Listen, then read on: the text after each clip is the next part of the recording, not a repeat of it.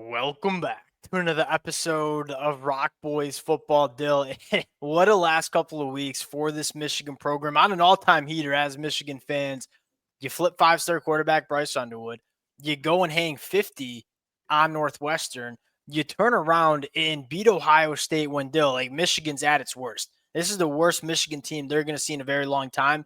That was probably the best Ohio State team that we're going to see in a very long time. You get that game done. You turn around 24 hours later. You land another four-star defensive back. Couple of things kind of jump out. One, the momentum for this Michigan program going into signing day, going into the transfer portal, it's at an all-time high. Like, you can feel the gravitational pull to this Michigan program. And you get Sherrone Moore up in front of the cameras yesterday and say, this is why you come to Michigan for moments like this. I couldn't think of a better pitch to come play my football in Ann Arbor than that. And then I think, secondly, Lamar Morgan is doing a phenomenal job. You talk about a home run hire. Lamar Morgan looks like that. You know, you look at let's just look at the player development that we've seen from Michigan. You look at Zeke Berry, who I think is definitely most comfortable at that nickel spot, was a really good nickel. All right, well, Will Johnson goes down. We're really thin at the boundary cornerback spot. Zeke Berry, you got to go play boundary cornerback. Does it at an extremely high level. You look at a guy like Jair Hill, clearly has taken that step from year one to year two. You look at a guy like Amir Hall. I mean, he has come from Albany, an FCS program, and really put it together. This unit played by far their best football against Ohio State on Saturday, not giving up at the explosive plays like they did against an Ohio State team that has a ton of juice on the outside. It doesn't get much better than that. And then you take a look at Lamar Morgan as a recruiter. Jaden Sanders, Elijah Dotson, Keona Winston, Shamari Earls, now Jordan Young. That is 5 blue-chip defensive backs coming to Michigan. A lot of buzz around this program. Now, before we get into Jordan Young, just want to say to the Michigan fans that y'all know the boys have had a blast talking this program. The amount of support y'all have shown the fellas means the absolute world. If you guys do enjoy the content, consider subscribing to the channel. Let it fly in the comment section as well. A lot of Michigan fans get lighting it up yesterday as we did the game recap.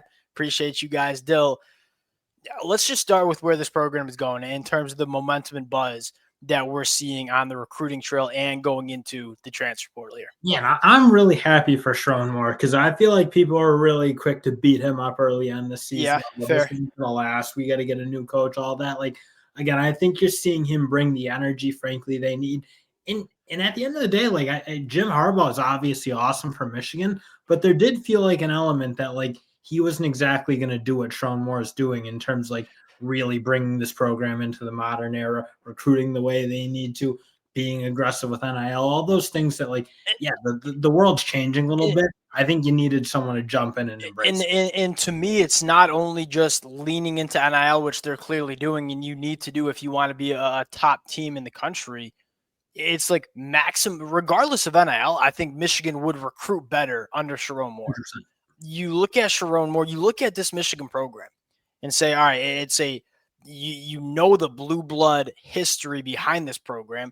You're starting to see the player development. You're seeing back-to-back Big Ten championships and then a national championship. You obviously have the academic side of things. There's so much pull to Michigan. There's no reason that we look at and say we shouldn't be recruiting as a top 10 team in the country. And Jim Harbaugh, you ain't going to see me say a bad word about Jim, but it wasn't necessarily going the way you kind of expected on the recruiting trail. And I think Sherrone Moore steps in and says, hey, this program can recruit at another level. Because, yeah, NIL is obviously part of it to an extent, but even just revamping, like, the recruiting department and how much resources being funneled into it, how aggressive I think Sherrone Moore is personally with all these guys. Like, again, I'm sure he has a huge hand in Babel, huge hand in Bryce Underwood as all those reports kind of come out in terms of his, like, aggressiveness and kind of mending that relationship that was seemed to be a little bit broken from the Harbaugh era. So you see him actively being involved in it, probably more so than Harbaugh. Like, he's kind of the guy. That's like the type of coach I think you need. Super energetic. I think he's just a good football coach at the end of the day. Like, you saw what he did in terms of building that offensive line culture over the 4 years he was kind of running that room.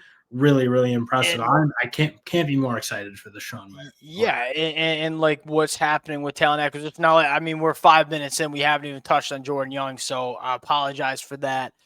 I'll give you my, because I remember breaking down Jordan Young when he committed to Clemson.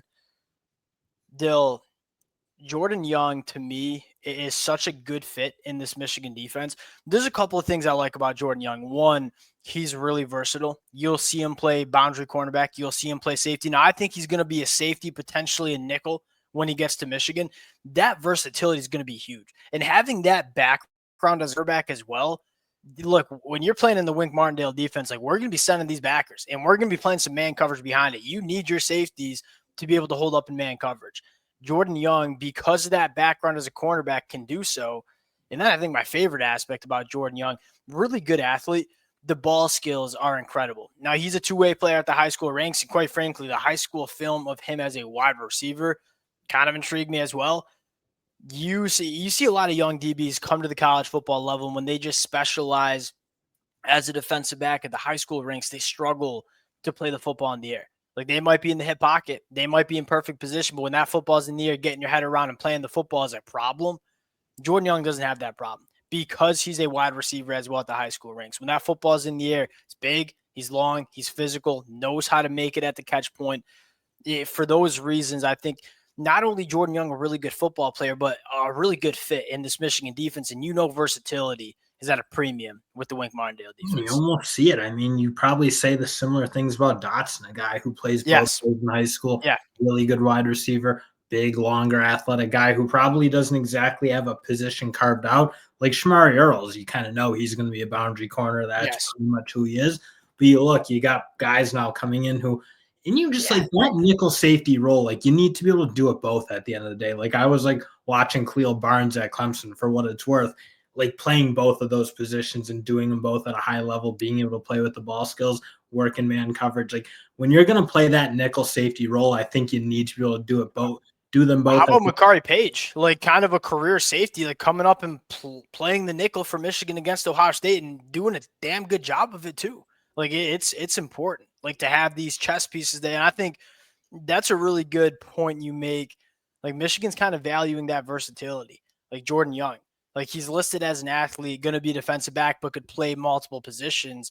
You probably say the same thing about a guy like Elijah Dotson, who I think he could end up just being a wide receiver for Michigan at some point down the road, but another guy that can do a lot of different things in the back end.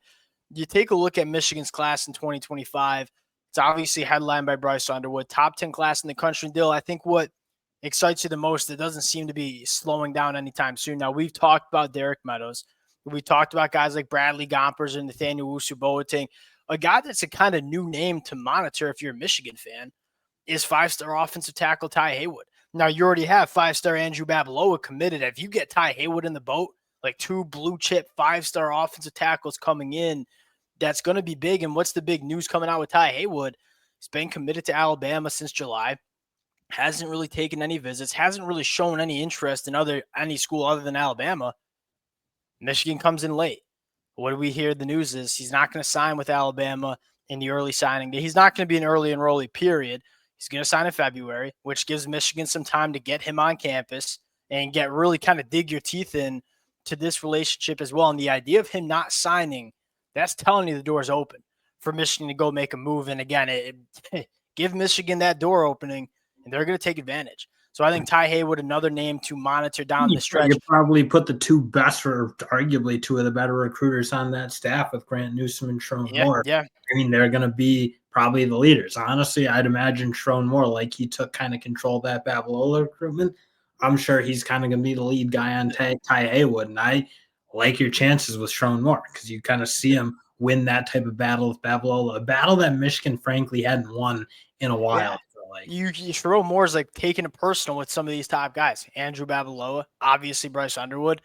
When Sherrone Moore wants you, he's not going to leave it to the position coaches. He's going to turn it up himself. And again, we all know Sherrone Moore's an elite recruiter when he's coaching offensive line for the last couple of years too. He's always been that guy. We'll see if Michigan can get it done. It's going to be a really fun next couple of weeks for Michigan. Normally Michigan doesn't get too active, in the transfer portal, on the recruiting trail. It just feels like a little bit of a different era for Michigan football. We'll sign out there. Appreciate you guys rocking with it. If y'all do enjoy the content, consider subscribing to the channel. Appreciate you guys. We'll talk to y'all later.